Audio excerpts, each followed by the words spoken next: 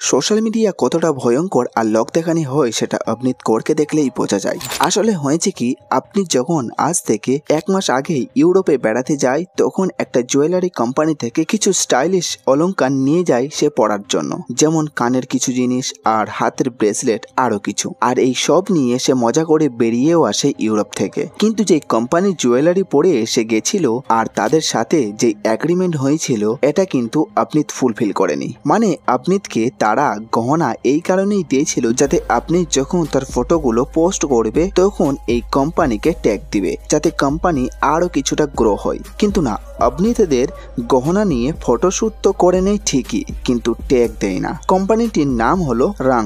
আপনারা চাইলে ইনস্টাতে সার্চ করে দেখে আসতে পারেন। তারা পুরো বিষয়টি স্ক্রিনশট সহ তুলে ধরেছে, কিভাবে অভিনীত তাদের সাথে কথা বলেছে আর তাদের কি কি গহনা পড়েছে সব। রাং কোম্পানি থেকে যখন অভিনীতকে বলা হয় ট্যাগ দেওয়ার জন্য, তখন অভিনীত বলে আমি ট্যাগ না দিয়ে বরং টাকা দিয়ে দেবো। মানে ভাবুন তো, একটা এগ্রিমেন্ট করার পরেও কিভাবে নিজেকে কুল আর মহারানী দেখানোর জন্য অন্যের দেওয়া জিনিস পড়তে তো পারে ঠিকই, কিন্তু সেটা স্বীকার করতে লজ্জা লাগে। তখন ন্যাচারালি কোম্পানি বলে টাকার তো কথা হয়নি, আমরা ব্র্যান্ড প্রমোশন চেয়েছিলাম। তখন আবার আপনি ধাপ্পাবাজি করে বলে ঠিক আছে স্টোরি দিয়ে দেবো, তাতেও কোম্পানি রাজি হয়। কিন্তু অভিনীত স্টোরিও দেয়নি। তাই এই ছোট কোম্পানি আর সহ্য করতে না পেরে সব তথ্য সহ স্ক্রিনশট নিয়ে সবার সামনে তুলে ধরে। আর এর জন্যই আমরা একজন এমন ইনফ্লুয়েন্সারকে জানতে পারি যে মানুষকে প্রতারণা করতে খুব ভালোই পারে। আপনি শুধু এমনটা করে তা কিন্তু নয়, বেশিরভাগ সোশ্যাল মিডিয়া ইনফ্লুয়েন্সারই এমনটা করে থাকে, শুধু লোক দেখানোর কাজ করে।